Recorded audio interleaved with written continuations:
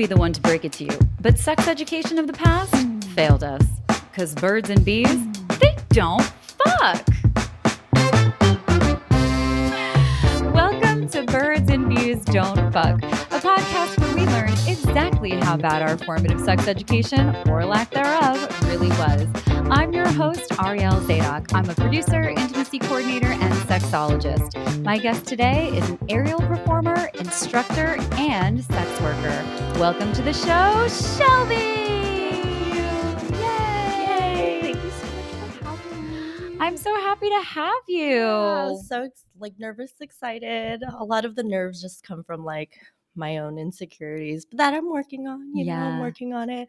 But I have imposter syndrome is so real in here, you know, and I just have a hard time feeling like I have anything tangible to say beyond what's already in existence in the world by sex experts. I love that you bring that up because first of all of us suffer from imposter syndrome, but we like to pretend that we don't. And by the way, the people who don't suffer from imposter syndrome are usually not good at what they do. I feel like you have to have I don't know. I feel like there's a certain level of imposter syndrome that has to exist in order for you to be humble and continue to grow. Otherwise, you're I know everything. Yeah, absolutely. No. Then it becomes cocky. Yeah, there's a difference between, because I think, okay, imposter syndrome, definitely bullshit, especially because I suffer from it too, all of us do. But I also think, again, that keeps us humble and that keeps us wanting to grow and learn more and do more, which we need. Yeah. But you do also have, it's confidence with a little bit of imposter, just a dash, just a little dash. Sprinkle in there. Yeah. I'm always, I just feel like there's so much to constantly learn from. You know, I love hearing, I feel like I have all this information in my brain, but I'll never be able to put it together in the right vernacular, in the right string of words eloquently until I hear your podcast or I hear, you know, another show or a YouTube channel. And I'm she just said everything that's been in my brain, but better than I could have ever said it. I feel like that too, though, all the time. Especially with people who talk directly to camera that are so good at that. I'm I can't do that. Yeah. It's so I can be in conversation and I can play with a script and improvise with a script, but going off the cuff for me is really hard, even though that's what we're doing here right now. But it's because it's an engaged conversation. But if I'm just holding up a phone talking to this box, it's weird. And some people are so good at it. Yeah, how teach me your ways. I know. It's progress over perfection. It's getting it out versus getting it perfect, you know? Which is especially as a performer, I'm sure. Oh my God, yeah. But anyway, I have a gift for you. Oh my God. We're starting off with a gift. Yes. You're going to bring me a little something. You're so cute. Okay. This is fun. This is a first. Unboxing. An unboxing. Yes. Oh my God. This is do I need tools? No, just, Okay. While you open that, I was thinking about this on the way here. I was I've never been a guest on a podcast before. So thank you so much for having me. Yeah. And I was how kismet is it that my first podcast has my name in its title? I know. I was love that. I'm a bee. And I will say this, guys, I, as a bee, I've definitely. Oh my God, do you love it? I really wanted one of these. Oh my God! Yay! Wow, I'm so glad. You guys, this is so. I legitimately, this is a thing that I have wanted for my house for so long. Yeah, and Thank if you so can paint much. it. You're welcome. Oh my God, this is so Isn't that sweet. cute? I have the same one, so oh my gosh, we match. Yay! Yeah. When I went to Paris, I have a picture.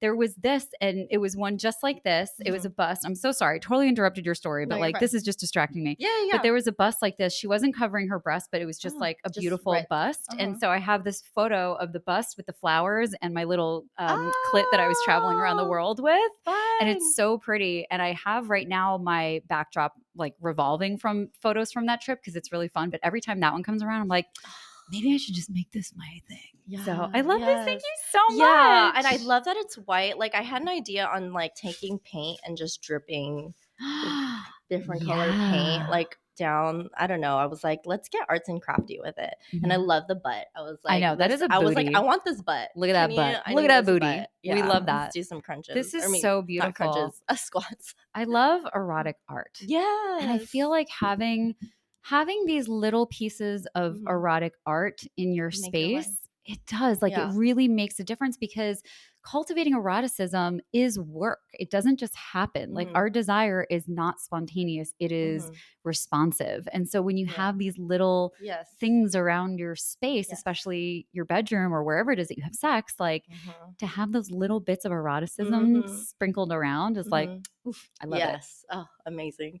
Oh my Yeah, I'm so gosh. glad you liked I it. do. Thank Yeah. you. What was I saying? Oh God, I don't know. I have ADHD. I Oh, it's can't okay. ever. Oh, I Oh, remember. okay.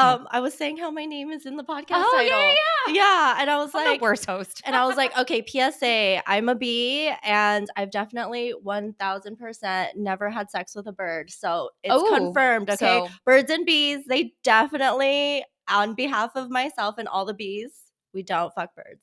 you heard it It's here, folks. confirmed, It's PSA. confirmed. Or is that any birds out there? I know, right? Yeah, unless I'm in like where is it that they call women birds? Oh, Europe? well, I mean, there's chicks. I mean, Yeah. I've heard, Like they're like, "Oh, she's a bird." Like you mm, know, I think in like I've had an ex what say is like there? bird, like refer to women as birds, not like in a derogatory way or But like anything like attractive. that. Yeah, Yeah, they say yeah, yeah, like she's a yeah. bird like she's super hot. Is like Yeah. the slang term. He'd like say that every now and he'd be more like, "Oh yeah, that bird," but like I don't know, like he would also say like, but he would call Rosie like this chicken. Oh. He just would use like funny little names How for things, which is very fun. cute. Uh, birds. If you know which culture calls women When birds, birds please let us sleep, let it know. I want to know this. We have a bird. We have a bee that needs a B. bird. I do. I do. I'm so single. Oh my gosh. Okay, But I so love it. yeah, yeah. I mean, okay, let's like dig into that for a second because Mhm. I think that there are a lot of people out there who are single and wanting not to be, who find it really difficult to be single and to Mm. be embracing singlehood and Mhm. freedom and everything that can come along with that. And, understandably, because there's intimacy that's missing, maybe there's Mhm. sex that's missing because sometimes people who are single also just not fucking, like whatever. Yeah. What has that been like for you? It's a new experience for me. I definitely I want to say maybe like 4 years ago, like prior to me 4 years ago, I was always the person that needed to be in a relationship. I was Mm. a serial like, Mhm. and I was always needing like companionship, constantly needing someone around me. It was so unhealthy. And I, Yeah. definitely like dove through that and like navigated that in therapy and was like, why do I need this in my life? Like find healthy ways to be with just me. And in the past 4 years gotten a lot better at it, and last 2 years I've been single for the last like 2 years, and it's been phenomenal. Like, I Yeah. love it. And so even before, when I was like always needing companionship, when I was single, I was still always having like a fuck buddy or something. Like Mm. someone was always there, Yeah. to set it. But now I'm like, I don't actually need that anymore either. So it's Yeah. nice. Yeah. It's a really great place to get to. Yeah, yeah, and I took a lot of that from my moms. I have two stepmoms, and they're both like single, and well, one actually just got married last year, so I guess Good for can't count her. her anymore. But for a long But she time, was for like a little over a while. decade, she was Yeah. single, like since she divorced my dad. And they both have like never needed that in their life, and Mm. just love, my one of my stepmoms, she lives an amazing life. Like she's always going to concerts, she's always like, she's the one that's like, oh, my friends and I are going to this like beer garden, or we're going to this like gin lounge, you want to come, or there's this like karaoke event. Like she's always living her life, and I'm just like, you have so much fun. I want to be like you. Yeah. Yeah, and she's just like, I don't need anybody. Like she's she has her dog and her friends, and she's never bored. Yeah. Yeah. And that I think it's so important that we have examples of that. And now Mhm. that we're older, Yeah. I feel like there are way more examples of that we can see Yeah. around us. But certainly the media has played a huge role, and just culture and society in general has played such a huge role in like this image of like an old spinster Yeah. or like these Cat miserable women lady. cat. It's like, what's wrong? Oh, my cat is okay, well, she does scratch my couch, but other than that, she's pretty fucking chill. Oh my She's a God. lot less work than a Yeah. bad relationship is. So, Mm-hmm. you know, we grew up with these images of like sad, broken, single Mm-hmm. women that were like witches Oh yeah, because they made us all witches, they and did. we are witches, but doesn't Mm-hmm. mean we're unhappy. And so, yeah, we didn't have a lot of examples of that. So Mm-mm. it's such a powerful thing to Yeah. have women, especially in your family, being Mm-hmm. like strong, happy, healthy. Because Yeah. sometimes Like some, powerful women yeah, in their life and yeah. just like content and happy and like I just feel like media for so long you always see like the white picket fence and the Mm, hetero cis relationship with the mom and the dad and the dog two and and a the half three. kids. What the fuck is a Yeah, I half? know. And it's like that's what is like normal. Yeah. I love where our media has gone now and we're getting more, exposure and representation. It's amazing. But it kind of like took a while. It did, and I would argue that it's not great Mm-mm. representation. I was Mm-hmm. having this conversation with a good friend of mine the other day. He's a gay man, and we were talking about God, what? Oh, travel. It's like some show, like fellow traveler. That's what it Mm-hmm. is. It's Mm-hmm. on my list of things to see. And he was just saying, like, we don't have examples of healthy gay sexual relationships in the media, Yeah. and this Very little. show like shows a lot, and it Mm-hmm. shows them having sex, and it Mm-hmm. shows them in kinky sex and Yeah. all these things. And so it is so important that we start to see all of these different representations of Yeah. how people actually live. Like Yes. when we talk about polyamory or non-monogamy and all the different ways that non-monogamy can show Mm-hmm. up, like there are no good examples in the media. I hope Mm-hmm. to change that, but like Mm-hmm. there are no good examples. And then Mm-mm. you have couple to throuple, which is such a problematic show. Mm-hmm. Oh man, Oh that's yeah. bad. Don't Yeah. watch that, and What don't was take that any one? The lessons. queer ultimatum. It was like really bad. Oh, Like what was I that watched one? it and I was like, oh, this like I love a good trashy reality. Like I will watch Bachelor and Bachelorette for days and be like sitting there like, okay, I'm trash. It's fine. Like this is so bad, but like I can't, So like I'll watch, but the Queer Ultimatum was like a queer dating show where queer couples went. I mean, I think there's a regular ultimatum dating show Yeah, with which is like also a problem. yeah, but it was like the ultimatum where you come and there's a couple and one wants to get married and the other one doesn't, and you give them the ultimatum after you like are on the show and get to like meet other couples and other people and get paired off with like Oh, someone else, and then after you're done you decide like, do I still want to marry my partner or not? this Yeah, is real it's really bad. intense. I This was is like, really who came up bad. with They're this? just, I mean, it's producers and story producers that like don't really care about the people and like actual Mhm, representation and stuff like that. But like that, those are the messages that mhm, people are getting mhm. around queerness, Yeah. around non-monogamy, Mhm. around marriage, around monogamy. Like these dating Yeah. shows are So so fucked. yeah, it's like it's not a good look for us guys.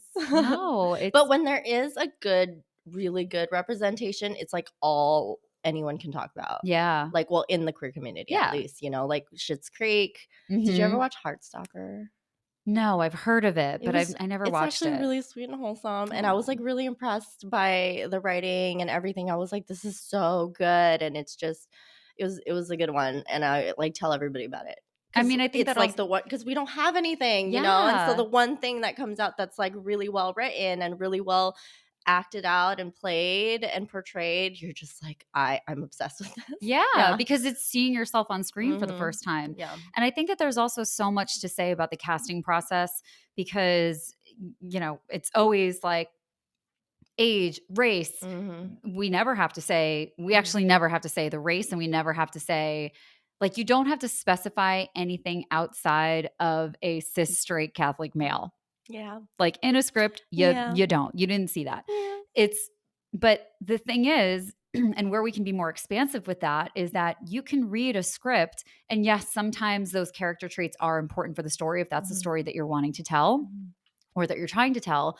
But oftentimes, especially with all of like the different types of supporting characters too, which like we should not token anybody. Like it shouldn't be the token Jewish best friend or gay Mm-mm. best friend or black I best friend. hate Like that. I that hate shit that needs to trope. go. Yeah. At the same time, there are so many characters in every script that's like, we don't need to care about their gender, race, or Mhm. sexuality. So Why does it matter? why does it matter? Like, Mhm. let's just see who can tell this character's story. And yes, that character's story will be shaped Yes. by the intersectionality Mhm. of a person and of that character.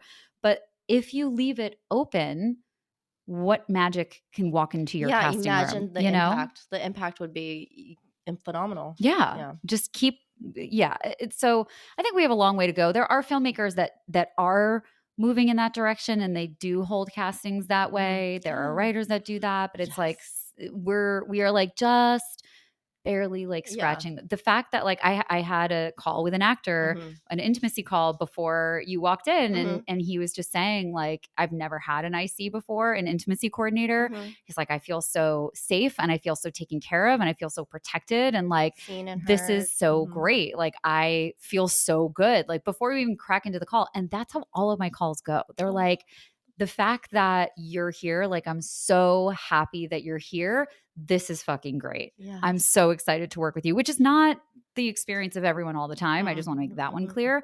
But That's okay. it is like a lot of people are like, we never used to do this before. And now I'm thinking about these scenes in such a different way. And I'm Mhm. so happy that you're here because now I watch TV, especially old TV, and I'm watching these scenes With knowing new that there was lenses, nothing. Yeah. yeah. I mean, this person was on set on a different show in a speedo, and like we think men don't have boundaries, but they do. Like Mhm. not everyone feels comfortable in front of 150 men in a speedo Yeah. when they're the only one. You know, like Yeah. we just need to be thinking about that. Or even like kids on a toilet, like a child Mhm. doing a potty scene with their pants down, even though they have pants on, that's Mhm. really vulnerable. So, Mhm. you know, we're slowly but surely getting better at storytelling and Mhm. taking care of the people behind the scenes and the stories that we're telling on the screen. Mhm. Mhm. We got so far to go. Yes. 1000%. So well said. Yeah, that was Mm. another one of those moments. I was like, you said that better than I could have ever. I mean, it's my job, Beautiful. so Yeah. I'm used to explaining it to people and you know hearing it and whatnot. But okay, so where did you grow up? I was born in Taiwan and then I moved to Guam. I lived on Guam until I was about 9 and then came to California and I've been a SoCal baby ever Oh since. wow! Yeah, yeah, So SoCal what through and through. was you were? I mean, you were pretty young Much in grew here. Taiwan, so Mhm. like even Guam, like what was it like? Do you remember anything? I don't know that you would have received any sex education, but do you remember anything like culturally around sex at No. that age, Mm-mm. or your No. body, or like friends, or anything like that? No, not till I came here. Yeah, Yeah. And then yeah. what was that like?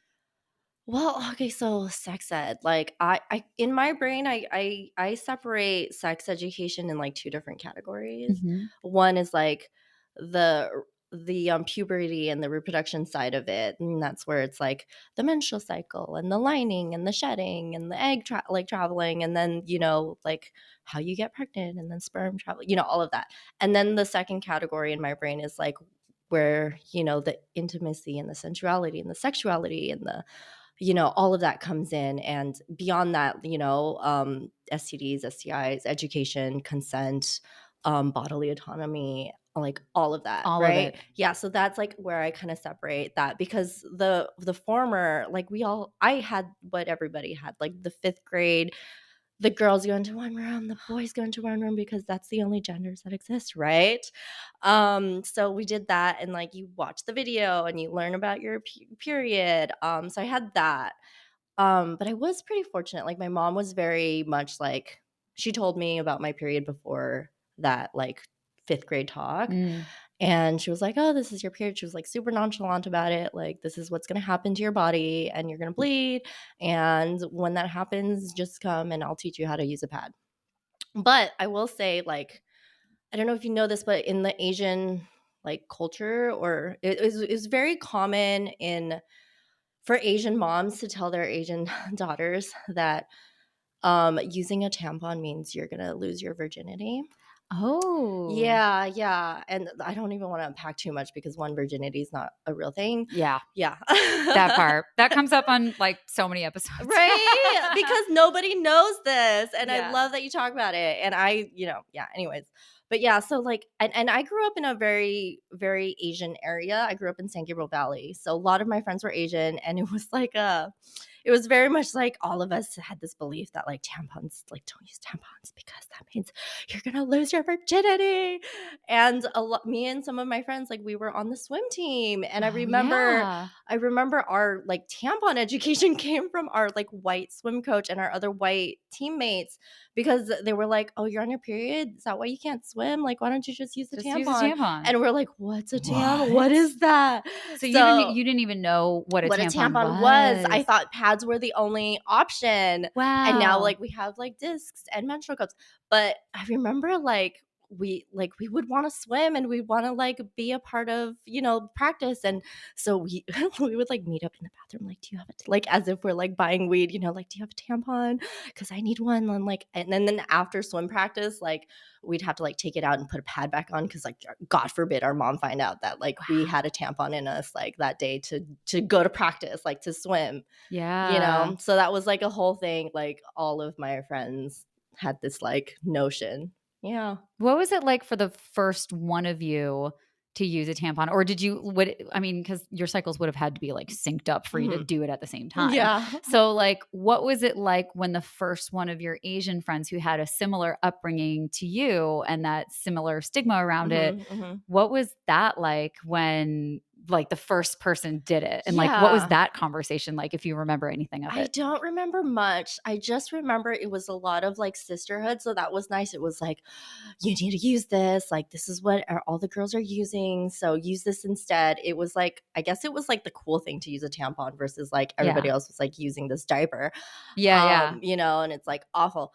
But yeah, I just remember like I remember my friend like sticking a tampon like in her finger, and she was like, "This is how you put it in, and you push it, and then the tampon goes in." And she was like, "I just wasted a tampon," and I was like, "It's okay, like I Oh, need to I need the learn." Yeah, education. yeah. So Yeah. she like literally stuck it up, and it was like, you push the button, and then there's the string, and the string, that's what you pull out. Yeah, Wow. That's really cool of her to do that.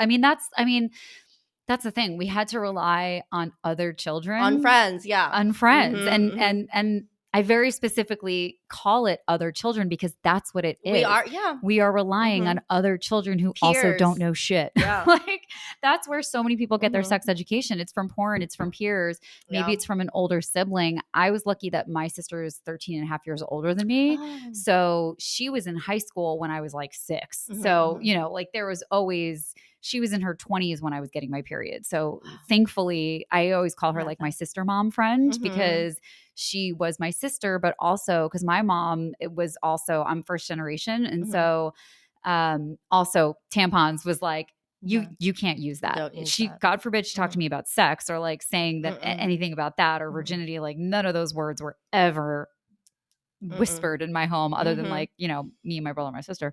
Mm-hmm. But yeah, it was very much that same thing. But I was able to go to my sister For for that like information, yeah. everything. All the Yeah. questions.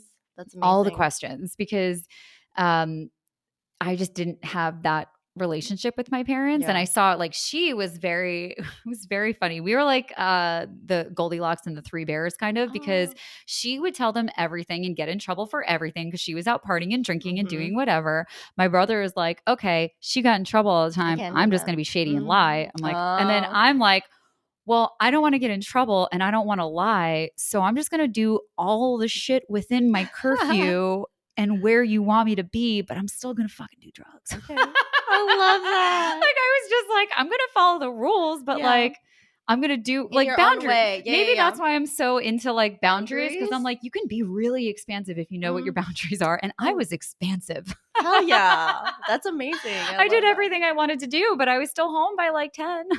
So did you talk to your sister about like everything about sex, about like all the questions? Yeah, I Yeah. mean, I wish I had that. I don't remember any like specific conversations. I do know when I had sex the first time, like I told her Right away. immediately and I told Mm-hmm. my brother immediately and Mm. whatever.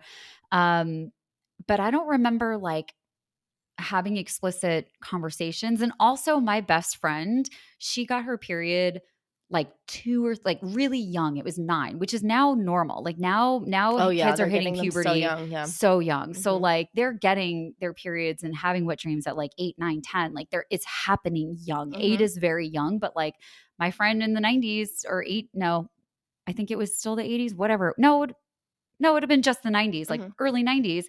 She was 9 years old.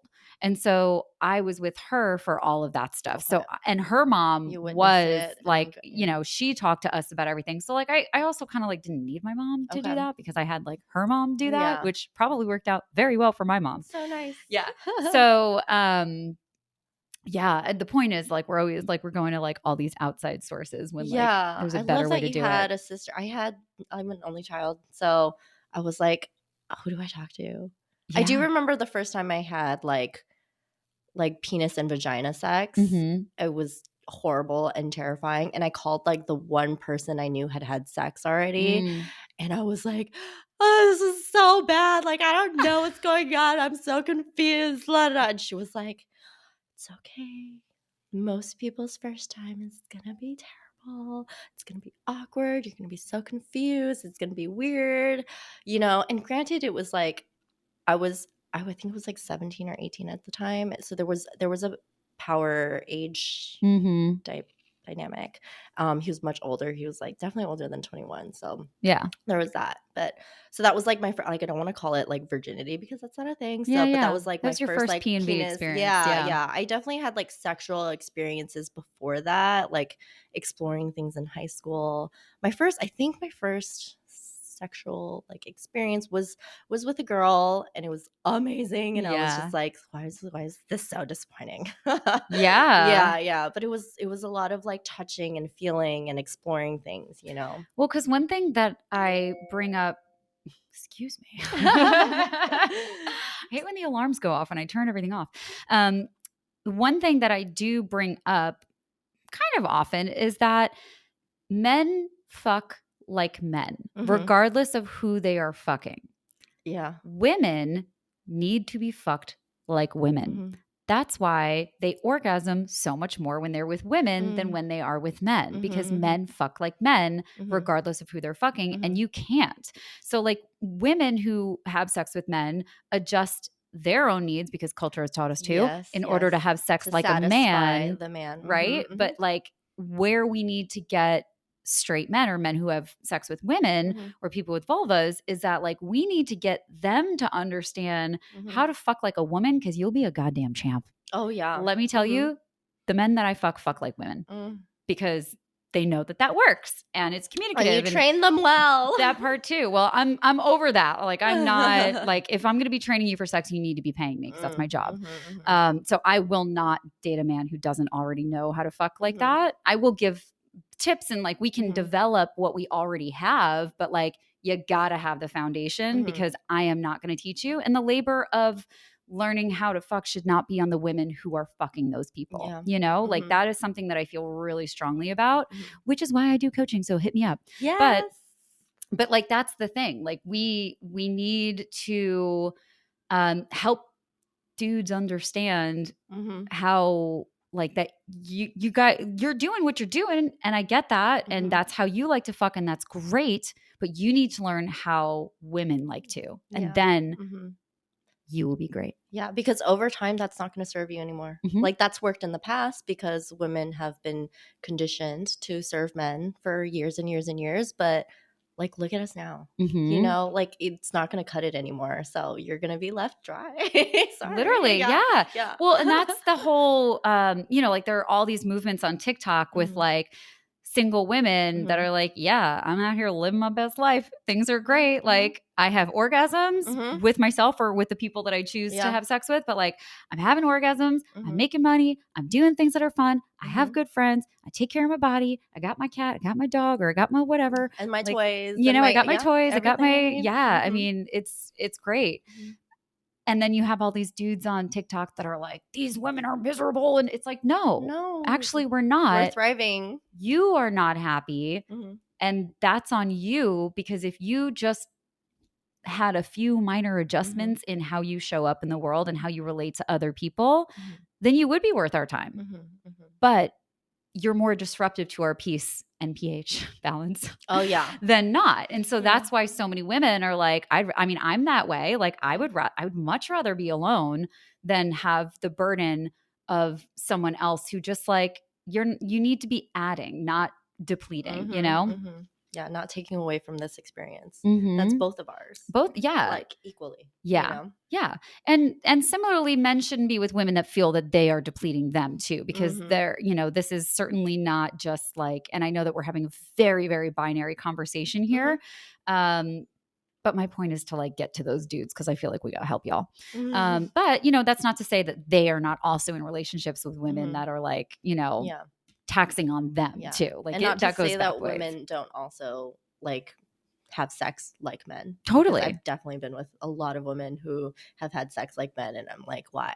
Yeah. And it's the patriarchy and like feeling like, I feel like a lot of the those women specifically felt the need to like overcompensate and be like more man, like, you know what I mean? And then like in bed it was definitely translated, and I was like laying there like, oh my god, what am I doing with my life right now? Yeah, why are we why here? am I here? Yeah, This you is have a horrible. vulva. You're supposed to know how to do this, but we don't, because again, we're all learning how to do it like ourselves. The lack of communication. Like, let's talk. Yes. Just talk to me, communicate with me, ask me things, or when I tell you something, don't do it for 2 seconds and go back to what you were doing. Like, that's not like, Yeah. It's just, it is. Communication is key. Like that is first and foremost, like the most important thing. If you can't communicate, why is it that people get so weird on like talking about stuff? I remember one time I was with this girl and she was like, and like we were talking about things we liked, things we didn't like. And I was just very like, oh yeah, like what do you like? Trying to get the conversation going. And she was like, you're so open about this stuff. And I was like, yeah. Yeah. And she was like, it's just really weird for me. And I was like, why? Because none of us were taught how, but we were taught to have shame around it. And especially for people who grew up socialized as women, like everything we were saying, we were taught how to fuck men. We were not taught anything about our pleasure, about how, like, even masturbation for us was like the worst thing and like so disgusting, so we were never taught to have the conversations with ourselves, let alone out loud with other people. We weren't even like educated on where our clitoris was. Like, no. I think it's only been like the past 5 years that like people are finally knowing where the clitoris is. Yeah, I mean, we didn't actually. So the clitoris was discovered multiple times throughout history in like 1700s or something. I don't remember the timeline. Freud did discover it at some point and erased it. So like through time, these men would discover it and be like, well, this serves no purpose for us. And so that's why we learned to call the entirety of female anatomy the vagina, because that is the only piece that they cared about. It's where their dick goes and a baby comes out of. They did not need to give a fuck about anything else. Therefore, we never used vulva. We're like all of these things were erased. And so sure, the lips and labia, like there's language for that, and the G-spot, which is named after a fucking man. So let's not call it a G-spot anymore. We need to come up with a better word, because otherwise it's like, I was taught you can call it the urethral sponge, and like that ain't sexy. That doesn't sound great. Let's pitch that. So if you've got a good pitch oh my for God, us, let's come up with new vernacular, new slang. Yeah. Please. Let's do it together. And stop naming things after men. Stop naming things after men. Everything is named after men or men's needs, because they were the ones that were discovering and whatever. So, it wasn't until an Australian, I think she was a doctor or definitely researcher in the 90s, performed the first MRI on a clitoris. Wow. The 90s? 1990s. When we were alive. Oh my God. And kicking around the world. Yeah. I was running around. Yeah. We were like, little humans running around doing things. That's so crazy. Drives me bonkers. Yeah. So when we think about how difficult it is for people to have sexual conversations, which is like within my education and coaching, like that is kind of one of the main things that I'm most passionate about and that I help people with the most, because especially as an intimacy coordinator, the whole thing is communicating. All that's just my specialty, is like, let's get these things out of heads and aligned and find out where the balance is. And most people have so much guilt and shame around sexuality, and embarrassment that they don't know how to talk about it. So it's really Yeah. difficult Yeah. to do that. And also most people have not been asked, what do you like? Like, What do you want? So yeah. I've spoken to so many And a men. lot of them probably don't know what they like or what they want. That's it. Like Yeah. I've spoken to so many men that have asked those questions or have asked, what do you need for aftercare? And the women that they're hooking They're up with like, are like, what the fuck I've do you, what, never been asked what this do you mean, you before. weirdo? Like, Yeah, because yeah. that's that Yeah. defense mechanism response because they don't know. And Uh-huh. so, be patient with each other because that can be a really Mhm. difficult question when Yeah. we are asked for the first time. Yes. It's Let's like, shift. Yeah. I don't know. What do I like? Yeah. And then go Yeah. find out. Go find out, go explore, go discover, find out, touch here, touch there, figure out what you like, figure out Yeah. what triggers the senses. Yeah. Yeah. There's so many senses and just like play and discover. Like Mm-hmm. sex is play. Yeah. Make it playful.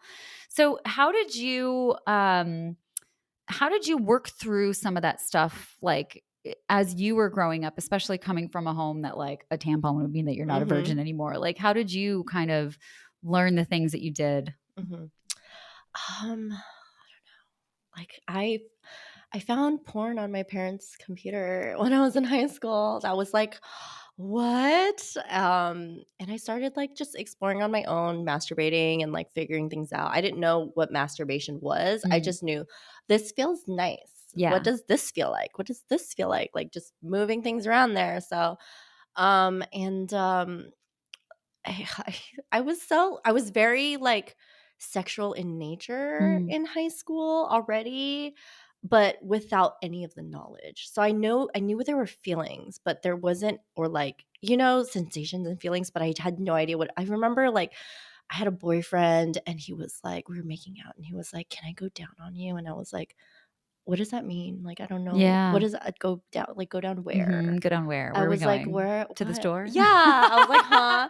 And then like even a year or two after that, I was with another person, and he was like, he we were talking, and he referred to my body part as a kitty, as a pussy, Mm. and I was like, "I don't have a cat. What are you saying?" I was so confused. I was like, "I don't know."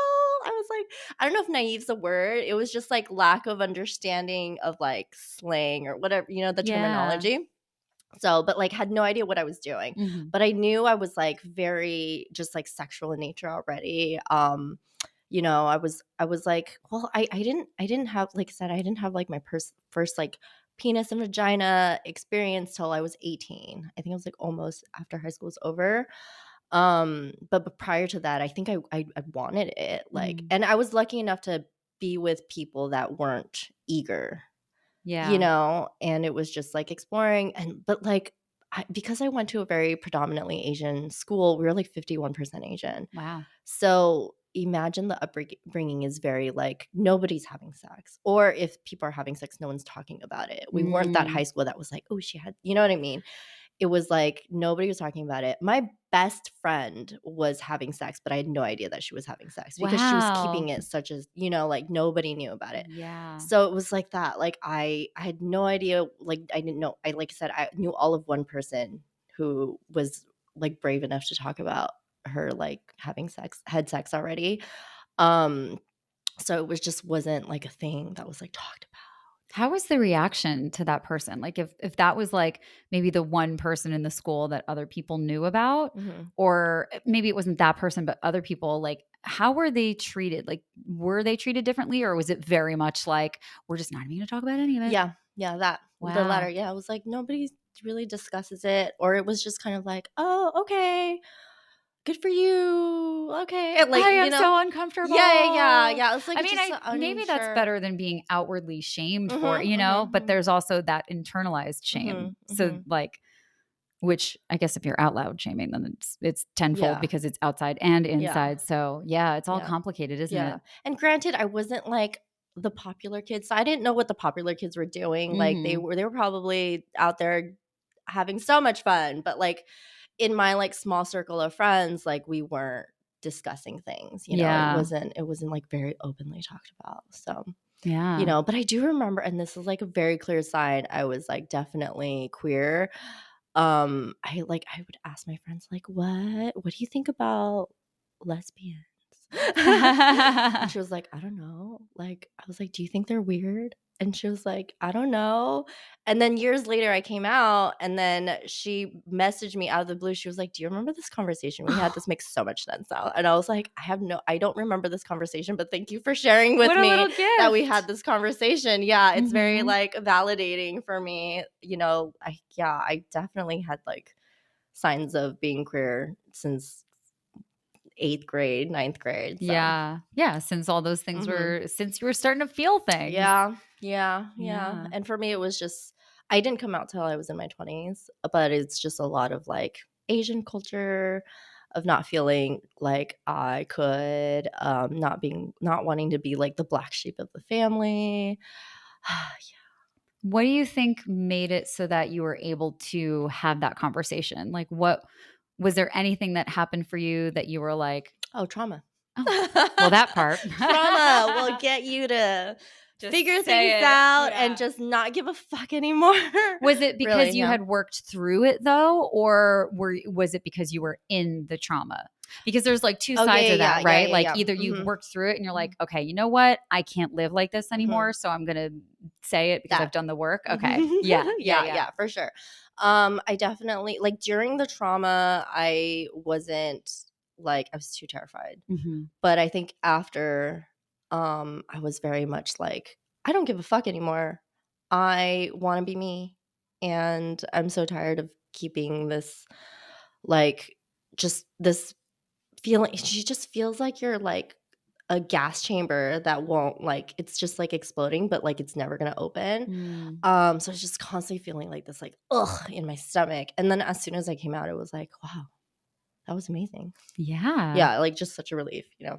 Were you dating people just in secret or had Mhm. you okay, so you were actually Yeah. you were not holding yourself back at least in your private life Mm. behind closed doors. Yeah, I there's mean, hard. you would still be holding yourself back, so that's like an understatement, but you know what I mean. Yeah. Yeah, I mean, I fought my queerness so hard, like, I married a man when I was 19, Mm, and I got pregnant, had my 2 kids, and we divorced by the time I was 23, yeah, very babies quickly. so young, Yeah, and yeah. so Which is also, I'm and sure, like, for Asian culture, like, for foreign culture in mhm. general, like, getting married young and being done Yes. with it is Mm. yeah. Yeah, so I was already, like, the black sheep of the family. I was already looked on as, like, "Oh, she got pregnant, got married so young, and then to get divorced so young," and right after, I was dating women, not telling anybody about it, because I was like, "I just got divorced." Like, Mm, people it's, like, one more thing for the family to talk about right. at the dinner table, and so it was like, I was just keeping it a secret, and I was going through a lot at the time, like, my own traumas, I had like some really dark things happening. There was like self-harm and things like that.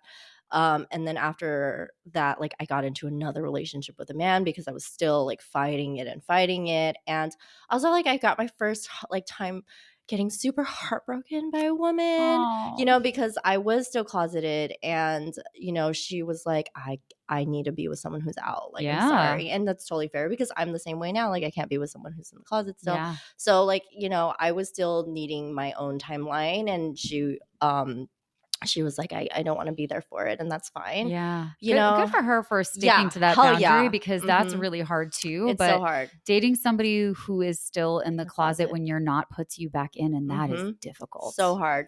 So I was heartbroken, Yeah. and then I was like, I'm gonna just try dating this man one more time, and then, like, yeah. So, and then after that, I like went to therapy. I was like working through things, and I was like, I can't keep doing this. I feel so ugh, you know? Yeah. Yeah. And then after that relationship was over, I was like,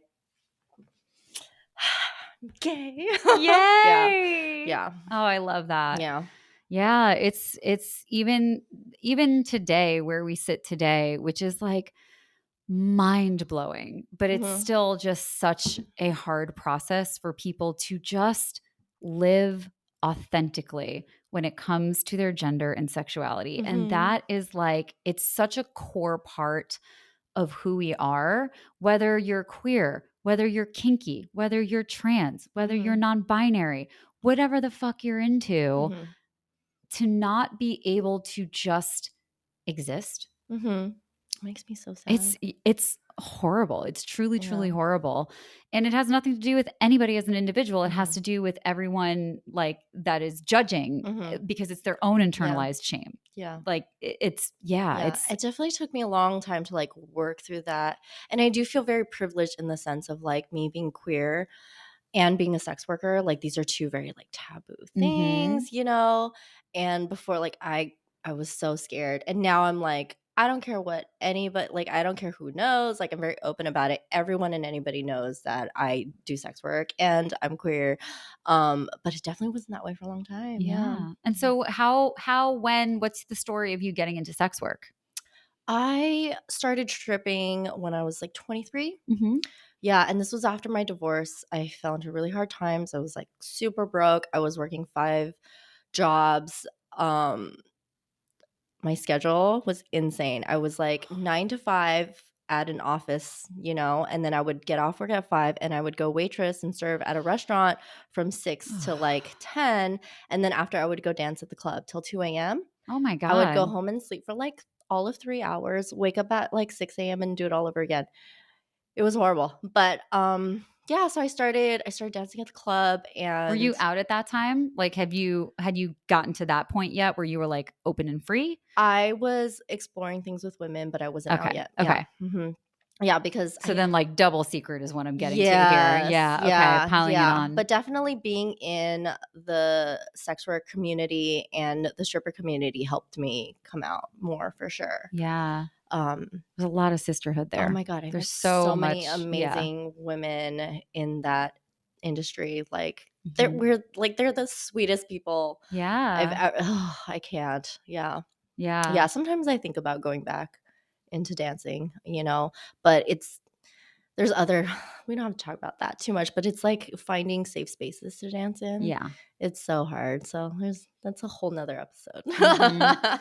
Yeah, I should just do a series on how to behave at a strip club. I could do Mhm. that with Elle actually. She's at Stripper Writer. She was Mhm. on the show or they were on the show a while ago. Mhm.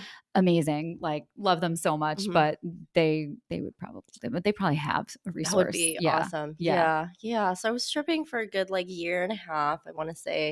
And then after that, I had OnlyFans, you know, and things like that. And then right before COVID, I think I want to say like 2018 or 2019, I began sugaring, and that's been wonderful. It's like Yeah. I love it. Yeah. It's the Yeah. best.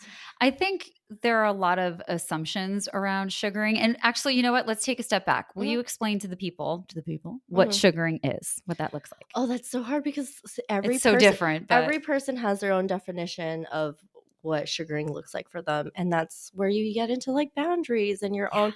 Oh, it's beautiful. I love it because I was introduced to sugaring by a friend of mine, and she took it in a way of like this is how I want to find a like serious romantic partner, Mhm. but also like be supported by them. And that was the arrangement she was looking for. So sorry, going back, sugaring is like where you have an arrangement with a partner and there's some sort of arrangement or exchange that's involved. That's like consented and discussed and talked about. Yeah. And it's beautiful because like all relationships are transactional to an extent. We're just the taboo part is because you're getting paid for it. Yeah. Like, why is that the tab? You know? Yeah. And so for me, my sugaring style is like, well, I want to keep my lives very separate. I Mhm. am still able to have like meaningful and like successful relationships with my clients while also having my own private life. Yeah. So my clients know that about me and I would never I'm like, okay, this is just when we're here and it's me and you, then it's me and you. And then when it's not, then it's not, you Yeah. know? And so that's how I approach sugaring. But everyone has their own rules. Everyone has their own boundaries.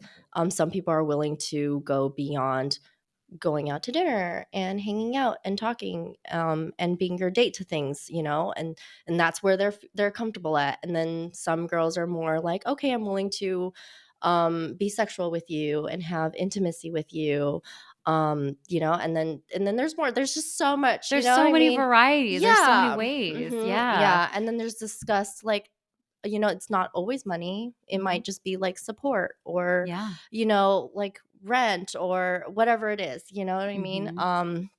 So that's that. Yeah. So I There's love also it. a really common misconception because my best friend danced for years. A couple of my best friends danced for years. One of them was my roommate, and um, she wound up just working like daytime after a while. Like when Mhm. we were living together, by that point she'd been dancing for so long that she's like, I only do lunch. But like Mhm.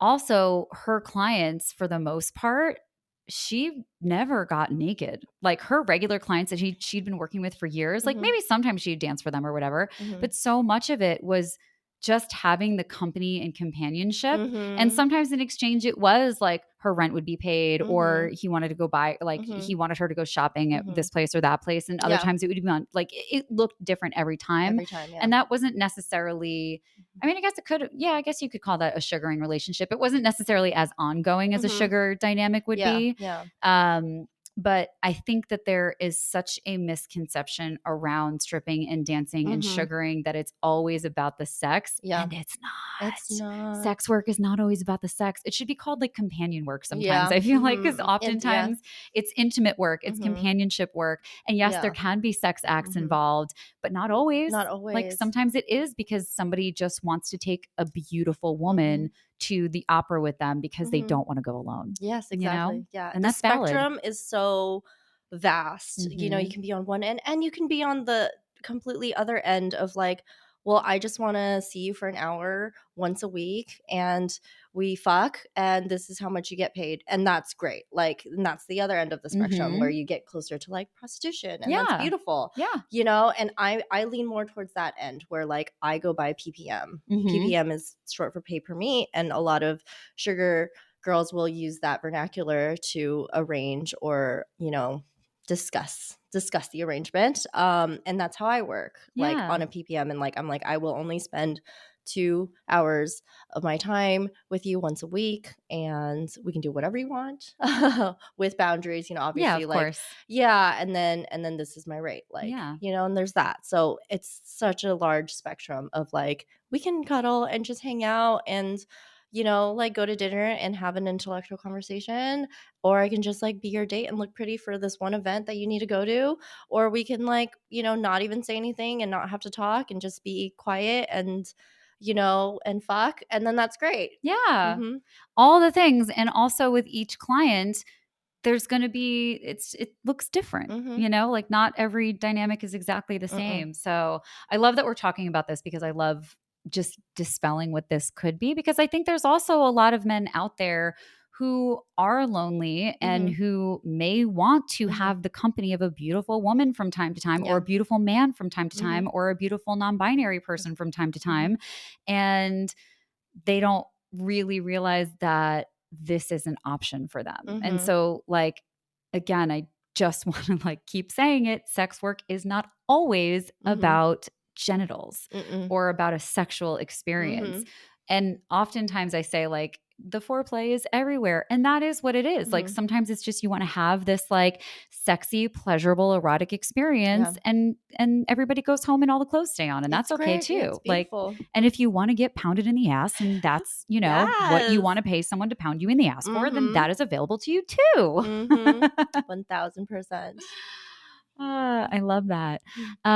Okay, so I'm looking at the time. What time? Oh yeah, how are we doing? We're doing great on Okay. time, but I am going to ask you. So, for the comedians, I give them a pop quiz, Mhm. but for my sexperts, I ask them, what is something that you want to share with people? Maybe it's a fact, maybe it's like a little bit of information or whatever, maybe it's a mantra, just something that you maybe wish more people would know or that you want to leave people with. Um, I just I just want the stigma to go away, you Mm. know, and I want all of us to collectively like work on this mission to like get rid of the stigma, the microaggressions. I don't know how many times I've dated someone or like getting to know someone, and like I dated this girl all of 1 month, you know, we were together for a month. And when I like told her about my sex work, it was just so much of like, why do you need to do that? You're too good for that.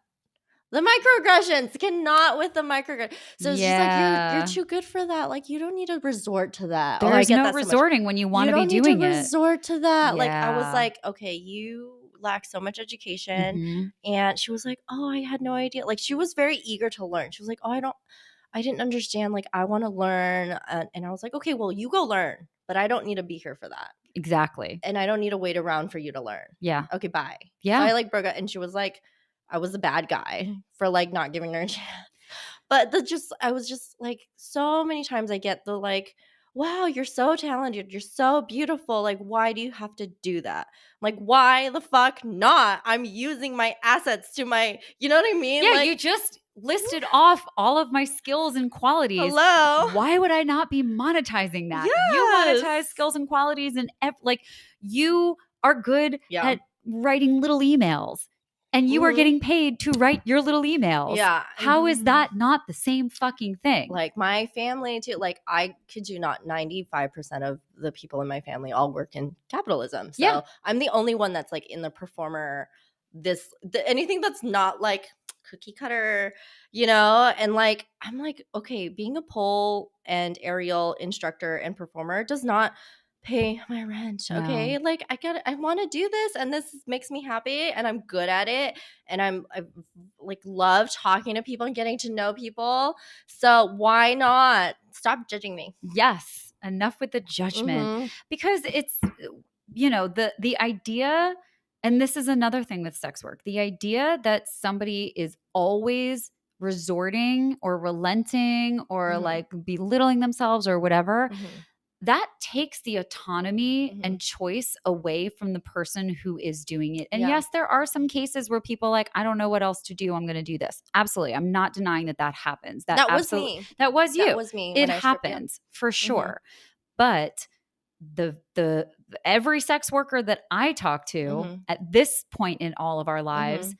every single person is a fuck yes to doing this. I Thriving. love doing this work. It makes me so happy. Yeah. I know people that left it for a long time that came Mhm. back, like specifically to like camming and stuff. And Mhm. they're like, I fucking love doing this. Like, Okay. I am here Yeah. because I want to be here. Yeah. And clients can also feel that. Mhm. You can't go Oh and my work God. at a club and not want to be there because people They feel can that sense it, energy yeah. and you're not going to make money. So you really do have to want to be there to Mhm. do it. And so with all of the stigma and like dismantling Mhm. of these ideas, I also just want to remind people that the vast majority of sex workers do it because they really fucking like the work. Mhm. There And they're good at it. They're good at it. Yeah. They know how to monetize something. Mhm. Like, Yeah. yeah. Sex work is work, guys. Sex work is work, and it's hard work, and no Yeah. pun intended there. And I'm so okay. So like now that talking to you about it, I'm so curious what it would be like if because it's been years since I stepped into a strip club, Mhm. you know, like as a dancer. And Yeah. I'm so curious what it's like now, how much it's changed.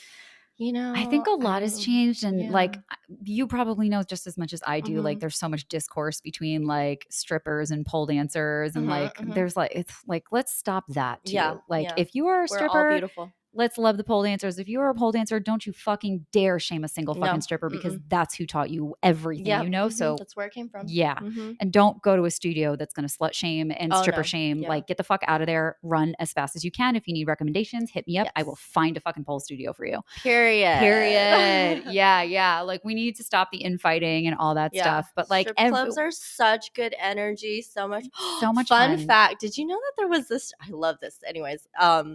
There was this strip club in I think it was like Florida where they used to put strap dildos onto remote control cars, and they would have the clients remote control the cars, and the girls would lay on the stage and they try to like get the dildo into their I was like, That's does this so really much exist? fun. Yeah. I was Holy like, shit, this what a is game. hilarious. Oh my Yeah. God. Mhm. I just found a new kink. I know, right? Right. Yeah. I will be texting my dude later. Find being it. Yeah, I gotta "So." find out the name of that club. I don't think it exists anymore. That's I don't think hilarious. it's. I wonder if I used to live in Tampa Bay. Like, I lived Mhm. in Tampa for a while in St. Pete, and it Mhm. used to be the strip club capital of the US, Mhm, like mhm. more strip clubs per capita than Oh, like so anywhere fun. else, which is so fun. So I wouldn't be surprised if it was somewhere in Tampa. Yeah. Oh, I think so that's fun. changed now. I think it's somewhere else. Mhm. I don't think it's surprisingly not Vegas. I forgot where it is now. I looked this up the other day, but it's definitely not Tampa anymore. And I was like, Mhm. oh man, it's a little sad for them, but Mhm. whatever, it's fine. Anyway, how can people find you? Oh, I if you want to learn aerial, I'm an aerial instructor. I teach at Inversion Dance Studios in Brea, California, 2 Plus Dance Studio in Diamond Bar, Platinum Fitness in Fullerton, and more studios in Alhambra. And I also guest teach at a lot of different places like Uplift Movement and Smoke and Mirrors. Sometimes I'll teach there. So just gotta follow me on Instagram, ShelBee Strong. ShelBee is spelled SHELBEE strong. It's a pun. We love it. We It's a love to see pun on it. she'll be strong. So I'm trying to be strong over here. But Yes. yeah, that's it. That's where you can find me. Instagram is great. I don't like to use a lot of social. I don't have Mm, it's the not, it's bandwidth. X.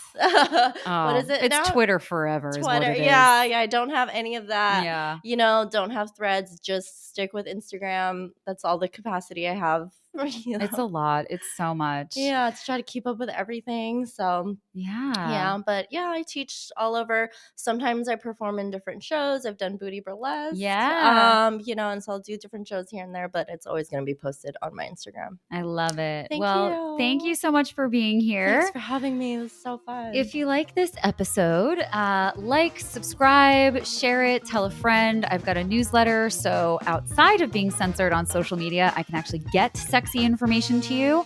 Just go to birdsandbeesdon'tfuck.com. You can also get coaching there. I'm starting to build a library of classes so you can get your resources without having to be outed that you don't know shit. That's okay. I got your back. So go to birdsandbeesdon'tfuck.com. Instagram is at birdsandbeesdon'tfuck. Without the U, everything is without the U because censorship exists. So annoying. It's like terrible. I hate having to write sex as SEGGS, but that's it. But if you join my newsletter, I don't have to do that, and I'm going to teach you things like the cowgirl and how to have sexy consent conversations and like what the fuck to do with the vulva. So I got your backs. But that's it. She's your girl. Yeah, let me help you so the women you're fucking don't have to do it. Let them focus on the specifics of their bodies, but not how all bodies work. But that's it. Thank you so much. Love you guys. Bye.